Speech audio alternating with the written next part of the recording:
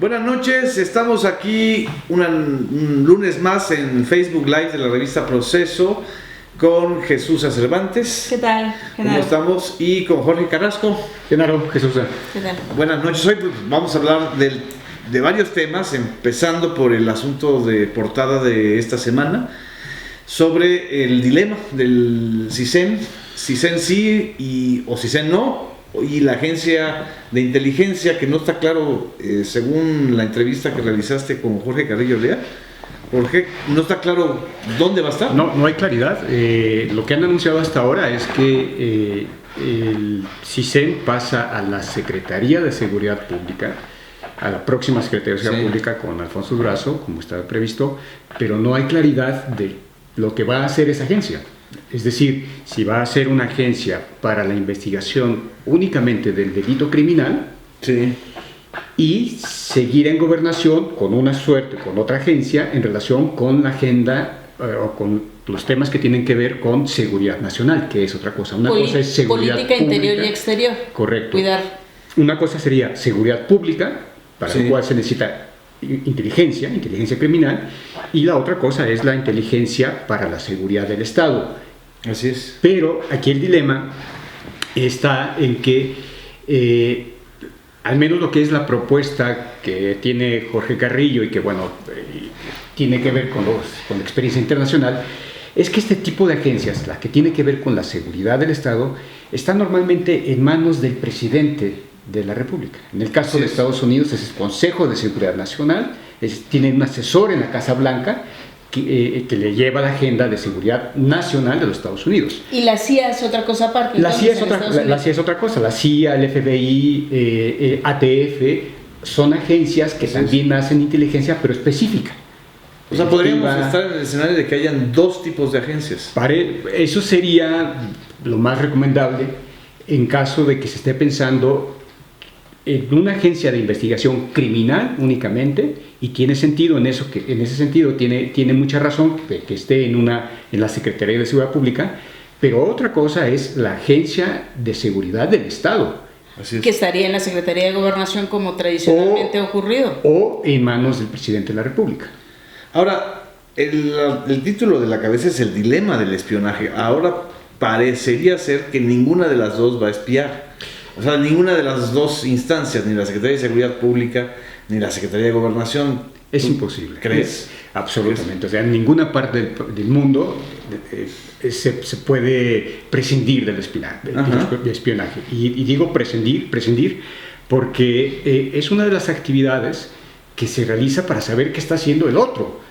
Lo que ha pasado. Lo que pasa aquí, es que hay que entender que aquí se ha hecho espionaje político. Exactamente, aquí se ha hecho para espiar a tu adversario político, pero no para lo que se está diciendo o haciendo, por ejemplo, en el extranjero en relación con México. Tenemos ahora mismo un ejemplo en la edición de esta semana también, que es un texto de Jesús Esquivel respecto a los acuerdos presuntos que está llegando de última hora el gobierno de Enrique Peña Nieto a través de Luis Videgaray con el de Trump para hacer de México el filtro para centroamericanos. Ese tipo de información, por ejemplo, es importantísima porque el Estado mexicano tiene que saber qué es lo que está pensando el otro Estado, en este caso Estados Unidos, respecto a cuáles son los planes que tiene en esta área. Es decir, el Estado mexicano o cualquier Estado tiene que prever. Porque si no, la inteligencia o el espionaje se queda en manos de los norteamericanos, como buena parte de las agencias norteamericanas, como ha pasado durante la experiencia es que las agencias mexicanas, antes la Dirección Federal de Seguridad y de alguna manera también el CISEN, han servido de alimentación al espionaje estadounidense. Así es. A ver, pero ahí también hay una parte que no te explica muy bien, Carrillo Lea, no sé si fuera de la libreta, como decimos, te lo dijo. ¿Qué pasaría con la inteligencia de los demás organismos, sobre todo la militar? Entenderíamos que la de la PGR pues pasaría a la fiscalía, ¿no? Es como algo muy natural, pero la militar y la otra parte, Jorge, ¿qué pasaría con toda la parte de Sudamérica? Eso es importantísimo porque en México ahora prácticamente todos espían. Claro. ¿Se acuerdan de Pegasus? Claro, o sea, lo tiene la PGR. Además. Cuando Hacking Team, por ejemplo, en el caso de los italianos, cuando hackearon a Hacking Team, la empresa italiana, se descubrió que los gobiernos de los estados, PGR, PFP, la Policía Federal, CISEN, todo el mundo había comprado equipo de espionaje, Sedena. Así es. ¿No? Entonces, la realidad es que todo el mundo espía en México. Y cada estado, ¿no? Y cada estado también. Entonces, por eso digo que es imposible percibir el espionaje. Ahora, lo que preguntas es muy atinado, Jesús, porque estamos hablando de la necesidad de un sistema nacional de inteligencia que integre o coordine a las diferentes inteligencias, incluidas las militares, que los militares siempre han hecho inteligencia. O sea, estamos en la tendencia que estamos observando en todo el próximo gobierno, es una centralización de funciones de varias dependencias. En este caso no queda claro. En este caso no está claro. Pero yo le vería más sentido a en este tema, sí le vería sentido a una centralización, pero pensando en un sistema de inteligencia. ¿En la Secretaría de Gobernación o en la Secretaría de Seguridad Pública? Un sistema en presidencia o un sistema autónomo, es decir, o coordinada. Algo que esté coordinada desde ¿Cuál es la diferencia entre lo que te decía ahí, Carrillo, que fuera centralizado o descentralizado? O desconcentrado. Sí, tiene que ver con el CISEN, la historia del CISEN. Aquí lo interesante de hablar con Jorge Carrillo, pues es que es el creador del Centro de Investigación y Seguridad Nacional, el CISEN. Y a él le tocó la desaparición de la Dirección Federal de Seguridad, que fue una desaparición natural, digamos, fue una implosión, era insostenible, se derrumbó, infiltrada por el narcotráfico, el asesinato de Manuel Buendía, o sea, y además era un cuerpo ilegal, entonces eso no se podía transitar más. Pasaron 4 años para definir qué es lo que hacían, y entonces hasta el gobierno de Carlos Salinas se decide crear el CISEN. Y además, crear el CISEN en 1989. Jorge Carrillo, contemporáneo de un personaje polémico el día de hoy en las redes, que es Manuel Bartlett. Exactamente. Claro, de hecho él estaba en gobernación, Manuel Bartlett, ¿no? Sí, él estaba en la PGR y luego estuvo en el CISEN, pero ¿a poco no te hubiera gustado más Manuel Bartlett como director de un CISEN o no? Yo creo que tiene todos los elementos para encabezar, quizá asesorar, ¿no? Como Carrillo Lea también. Pero ya viste el escándalo que desató ahora, que todos están recordando, hasta los que no sabían nada del fraude de la caída del sistema del 88. Que todavía ni nacían, ¿no? Que todavía ni nacían, bueno, está bien que se informen, pero ¿qué tanto tiene peso todavía el pasado sobre estas decisiones de López Obrador? A ver, lo que pasa es que ese es un problema de toda la ciudadanía, es un tema de cultura, ¿no? Que vámonos siempre hacia el pasado, ¿sí? No podemos ver ninguno de los integrantes del actual, o los que están acompañando, los más importantes de los que están acompañando a Andrés Manuel López Obrador, que todos tengan un pasado, ¿no? Sí. Y que estuvieron o en el PRI o en el PAN y si no lo tuvieran significaría que no tienen experiencia, entonces es un episodio siempre porque además sería interesante nada más por un juego de imaginación tener en el mismo gabinete de Andrés Manuel López Obrador a Jorge Carrillo Lea y a Manuel Bartlett. Carrillo Lea contaba una cosa interesante, que Manuel Bartlett se opuso a que el CISEN llevara el término inteligencia. Por eso le pusieron información, centro de información. O sea, ya tenía miedo. Centro de investigación y seguridad nacional. Es que la palabra inteligencia siempre causa resquemor. Es una palabra, no es atractiva en ningún momento. En ningún momento. Siempre, bueno, el informativo es como muy neutral.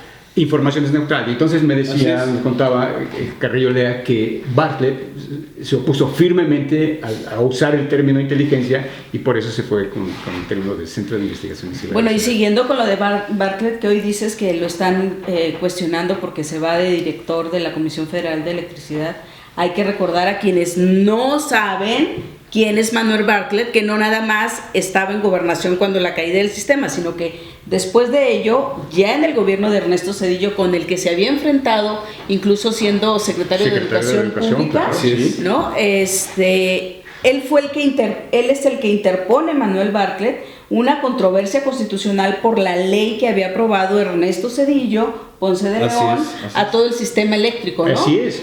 Y recordemos también, Genaro, el papel de Manuel Bartlett contra la ley Televisa. fue muy activo. Así de es. hecho, la revisión que se hace en la Suprema Corte de Justicia de la Nación por las acciones de inconstitucionalidad encabezadas, entre otros, por Javier Corral, pero también por Manuel Bartlett. Que ahí ellos hicieron un binomio, de hecho un binomio que hasta ahora perdura. O sea, hay un respaldo o alianza política, aunque sean de posiciones Ciertos ideológicas, temas, ¿no? sobre todo el tema de las telecomunicaciones, que es en donde, por ejemplo, Manuel Bartlett le da la autoridad a Javier Corral, o en el tema de energía y energéticos, donde Corral le da Al revés. autoridad a Bartlett, sobre todo en esta legislatura. El senador Manuel Bartlett, como senador en esta legislatura, yo creo que fue el más consistente, el más argumentado, el más documentado en oponerse a lo que evidentemente es una contrarreforma energética. Ahorita estamos viendo los datos de la caída de ingresos de Pemex y de la caída de ingresos de la CFE después de 4 años. Entonces es claro que fue una reforma para desmantelar a Pemex y a la CFE. Quizá buena parte de los que están criticando, cuestionando esta designación de Andrés Manuel López Obrador, pues tiene que ver con los intereses muy poderosos que están en el sector eléctrico, ¿no? Como José Córdoba Montoya. Claro, pero a ver, Bartlett empieza en el 97 esta controversia constitucional contra todo el sistema eléctrico y luego después hace otra controversia, presenta otra controversia constitucional que es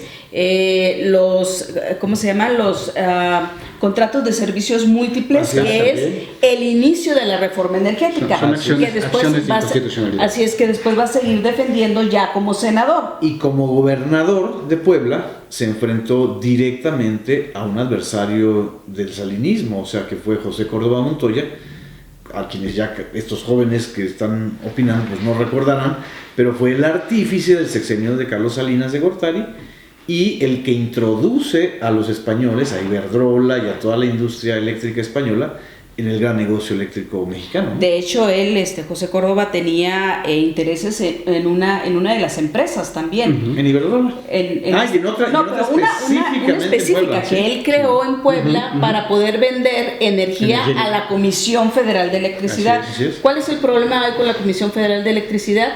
Que ya no está produciendo lo suficiente. Así es. Y compra. Y tiene que comprar a los particulares, que fue contra quienes se enfrentó justamente Manuel Bartlett. Esa fue la controversia que presentó de ya no le vendan Así más es, a así es. los particulares porque nosotros podemos producir, ¿no? Así es, y vamos a ver quizá durante todo este periodo, sobre todo en esos 5 meses de interregno, este debate sobre los intereses que están aflorando, ¿no?